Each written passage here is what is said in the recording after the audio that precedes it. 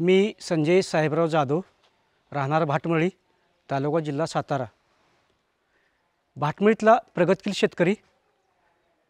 माझ्या शेताची मशागत मी 3-4 वर्ष झाले करतोय लिमकन पलटीनं।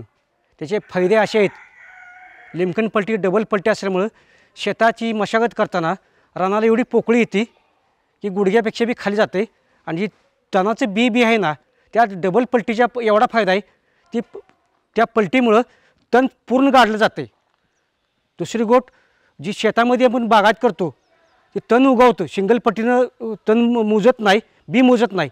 पण ह्या लिमकन पलटीमुळे एवढा फायदा झाला आहे, रानाला पोकळी वाढती आणि जी तणाची जी बी पडते ते शेतामध्ये गाडलं जाते। त्याच्यामुळे 90% तण येतच नाही आणि लेबर चार्ज फ्री।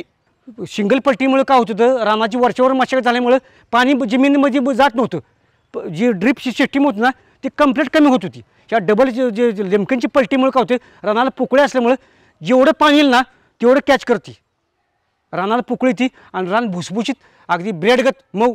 आणि ब्रेडगत मऊ झाल्यामुळं पिकाला एवढा पोत येतो या, आणि पिकाला एवढं टोमॅटो, काकडी बिकडी एवढं ग्लिजिंग, टोमॅटोला वांग्याला एवढं ग्लिजिंग मुळं खोलवर गेल्यामुळं पीक महिना 15-15 दिवस नाही पाणी दिलं चालते। जमिनीत जेवढी मुळं खोल गेली ना तेवढ्या आर्द्रतेवरती पिकं येत होती।